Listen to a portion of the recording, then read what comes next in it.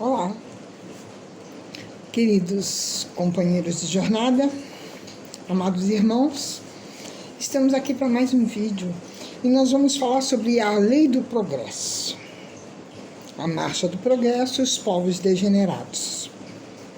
Os seres são criados no estado natural, ou seja, simples e ignorantes, e vão com essas experiências adquirindo e desenvolvendo a inteligência e o sentimento. À medida que se desenvolve através das civilizações, o homem não perde mais as suas conquistas realizadas, isto é, não retroage. O progresso é paulatino, mas ele é incessante. Sua felicidade é gradativamente mais completa. Sofre a influência do meio em que vive, adapta-se a ele ou modifica-o. Diz Kardec lá na Gênese, no capítulo 3, no número 4, o homem saneia os terrenos insalubres, neutraliza os miasmas pestilentos, fertiliza os terrenos incultos e exerce seu engenho na preservação das inundações. Edifica para si habitações mais sadias e sólidas, a fim de resistirem aos ventos tão necessários à purificação da atmosfera. Coloca-se ao abrigo das intempéries. Nem todos progridem da mesma forma e ao mesmo tempo. Então é que os mais adiantados ajudam os que estão mais atrasados, através do convívio social no decorrer dos milênios pela pluralidade das existências. Na história humana, o progresso intelectual tem precedido o progresso moral. Apoiado no seu livre-arbítrio, o homem escolhe esse caminho, mas o progresso moral o seguirá fatalmente. O desenvolvimento da inteligência faz o homem experimentar sucessivamente o bem e o mal, aprendendo assim a discernir entre um e outro, aumentando assim a sua responsabilidade no viver. Gradativamente, o homem compreenderá que seu desequilíbrio é fruto dos abusos da inteligência utilizada para o mal. É assim que, no somatório de seus atos bons, adquirirá senso moral. No futuro, a moral e a inteligência irão se equilibrar, fazendo com que o homem tenha a compreensão do conjunto. Compreenderá, então, que as leis de Deus querem o bem para todos e não para o mais forte em prejuízo do fraco. Os que tentam impedir o progresso agem como a pedra sobre uma roda, retardam o seu andamento, mas acabam esmagadas por ela. Quando, entretanto, um povo não caminha com a pressa desejável na evolução natural, Deus, através de suas leis, vai lhe suscitar o progresso com grande abalo físico ou moral.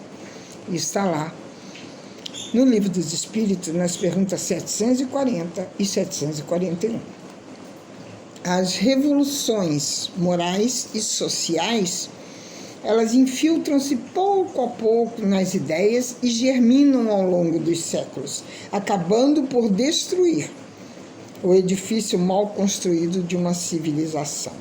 Muitos não compreendem esses períodos de transição em que a desordem e a confusão parecem ser a ordem das coisas. Porém, tal qual uma casa em reforma, que após terminadas as obras, tudo volta ao seu lugar, em melhores condições. Assim acontece também com as civilizações, que desabam para darem lugar a outras, mas em harmonia com as novas necessidades e aspirações do povo. Esse é o grande momento que estamos vivendo. Por causa dessa mudança que a Terra irá passar, de prova e expiação para a regeneração. Todos pensam que isso está um caos. Não, mas vai tudo voltar para o seu lugar. É preciso que haja esse caos para que tudo possa voltar ao seu equilíbrio e voltar realmente a ser o que tem que ser. O maior obstáculo ao progresso moral são o orgulho e o egoísmo, que desenvolvem a ambição e a paixão pelo poder e pelas riquezas. Na medida em que desenvolvem a inteligência, mas sem amor. A busca da satisfação das suas necessidades, sempre crescentes, faz com que o homem reveja seus conceitos e princípios materialistas, passando a acreditar numa felicidade ainda desconhecida, fora dos bens terrenos, mas infinitamente maior e mais durável, e que ao alcançá-la precisamos desenvolver o nosso sentimento e o nosso senso moral. Assim como cada criatura individualmente, povos antropófagos e selvagens serão um dia civilizados, e povos conquistadores e cruéis serão também povos cultos e altruístas. As diferenças entre os povos diminuirão, e os governos estabelecerão leis mais justas e sábias para os novos costumes e as novas necessidades. Quando a lei de Deus for a base para as leis humanas, então a civilização terá atingido seu estágio mais alto e os povos praticarão uns para com os outros as leis do amor, da caridade, em toda a sua plenitude. Não haverá mais injustiças. Os homens viverão felizes e em paz, porque ninguém viverá às custas do outro. Falando agora um pouquinho da civilização e influência do espiritismo no progresso. A civilização atual é de progresso incompleto. A evolução não dá saltos. É insensível. Gradativamente, o homem passa da infância para a idade adulta, à medida que se prepara, isto se dispõe a progredir, a fim de chegar a uma civilização superior. Contudo, essa civilização superior e completa não será feita apenas de grandes descobertas tecnológicas e de invenções maravilhosas, porém do adiantado desenvolvimento moral do seu povo. Evoluir não é esperar, inerte pelo auxílio divino, acreditando o homem que tudo lhe será dado, é modificar-se através do amor, do processo dinâmico, do trabalho intenso. Não é ficar indiferente às forças humanas ou condições da natureza. É despertar para a vida eterna, para a conscientização da responsabilidade individual diante do todo, para a brevidade e finalidade da vida terrena, como um simples instante de trabalho de uma alma que deve aprimorar-se ao infinito. Em uma civilização superior, as leis do amor e da caridade são praticadas plenamente. Não há, então, cupidez, egoísmo, orgulho. Os hábitos são mais intelectuais e morais do que materiais. Há mais bondade, boa-fé, benevolência e generosidade. A inteligência desenvolve-se com mais liberdade e facilidade. Não há preconceitos de raça ou de cor, nem de castas, nem de nascimentos. Não há privilégios. O último e o primeiro têm os mesmos direitos e obrigações. A justiça não é parcial. O fraco encontra apoio no mais forte. As crenças e opiniões são respeitadas. Não há sofrimento nem doença, e todos estão conscientes de que a felicidade decorre do merecimento de cada um. A legislação humana seria desnecessária se os homens cumprissem a lei de Deus. Aquela existe, pois, para salvaguardar o direito dos mais fracos contra os mais fortes, que abusam assim da sua condição. À medida que o homem compreende melhor a justiça de Deus, vai aperfeiçoando suas leis, aproximando-se assim das leis divinas, que são imutáveis. Os legisladores um dia compreenderão que as leis deverão, em primeiro lugar, secar as fontes do mal, não somente punir o mal depois que este acontecer. O Espiritismo marcará uma nova era na história da humanidade. É chegada a hora de ocupar o seu lugar nos conhecimentos humanos. Tem, no entanto, grandes lutas a sustentar no campo científico, mais contra interesses do que contra convicções. No seu campo religioso, mais contra o comodismo do que contra o conhecimento dele em si. E no campo filosófico, a sua luta será sempre maior contra o intelectualismo que contra as sábias e reais aspirações humanas.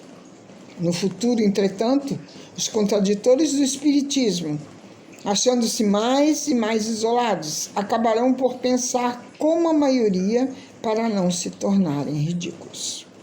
O Espiritismo já contribuiu muito e contribuirá muito mais para o progresso, destruindo o materialismo, que é uma das chagas da sociedade. Ele faz os homens compreenderem onde está o seu verdadeiro interesse.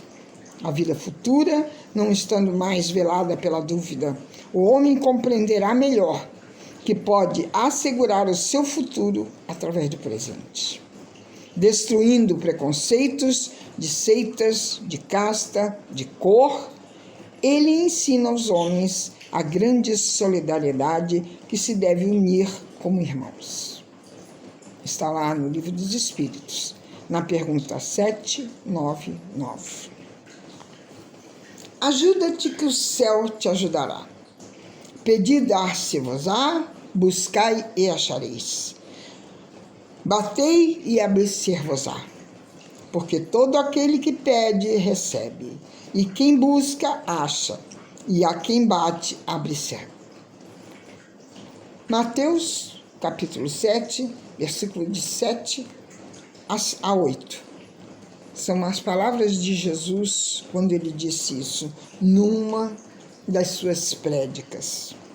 Essas palavras do Mestre equivalem ao aforismo: ajuda-te que o céu te ajudará, o que implica dizer que todo aquele que se esforça pelo seu próprio aprimoramento, que não esmorece nem mesmo diante dos maiores obstáculos, faz jus ao amparo e à sustentação do plano maior. Na infância da humanidade, o homem apenas cogitava de prover a sua própria subsistência, buscando alimento, agasalho e armas para combater os seus desafetos. Deus, porém, nos deu algo mais que aos animais. Deu-nos o desejo incessante de melhorar, buscando novas aquisições através das descobertas, das invenções e do próprio aperfeiçoamento científico. Com as pesquisas, o homem conseguiu desenvolver a inteligência e depurar a moral. As necessidades do corpo sucederam às do espírito, e ele se deparou com a contingência de demandar não só o alimento material, mas também o alimento espiritual. Assim, do estado de selvageria, ele passou a desfrutar da civilização. Os espíritos não vêm isentar os homens do trabalho, pois o trabalho os dignifica, impulsionando-os na senda do progresso, sempre em busca de um mais completo aperfeiçoamento. Das palavras de Jesus, deduz-se que não basta pedir, é necessário dar algo de si. Por isso ele preceituou: buscai e achareis. Os homens não devem jamais ficar estáticos esperando milagres. O homem não deve jamais, pelo contrário, eles devem mover os seus braços e pernas para que não se atrofiem e movimentarem o seu cérebro para que este vibre e se torne fértil a cada dia. A alma não é criada por ocasião do nascimento do corpo, como ensinam as teologias. Os espíritos não reencarnam uma só vez, pois se isso acontecesse, não haveria progresso, uma vez que sempre teriam que se defrontar com o eterno recomeço. Pela teoria das vidas sucessivas, cada vez que o espírito renasce na carne, sempre encontra meios e modos de aplicar as suas aquisições anteriores, contribuindo na gigantesca tarefa de impulsionar a si mesmo e, consequentemente, a humanidade no roteiro do progresso. Jesus disse em seu evangelho, está lá em Mateus, no capítulo 7, versículos de 9 a 11, que, embora sendo maus os homens, eles sabem dar boas dádivas para seus filhos. Com melhor e mais forte razão, o Pai Celestial dará dádivas generosas a nós, seus filhos, que vivemos constantemente erguendo súplicas ao céu. Essas palavras de Jesus são incisivas na demonstração da extensão do amor de Deus pelas suas criaturas. Entretanto, é muito importante nós esclarecermos que, para merecer sempre o amparo e a ajuda do mundo maior, é necessário que haja mérito. O que levou Jesus a dizer: buscais antes o reino dos céus e a sua justiça, e todas as outras coisas vos serão acrescentadas. O homem deve sempre lembrar que, para merecer o amparo de Deus em seus cometimentos, é imperioso também que ele tenha demonstrado desprendimento e amor ao próximo.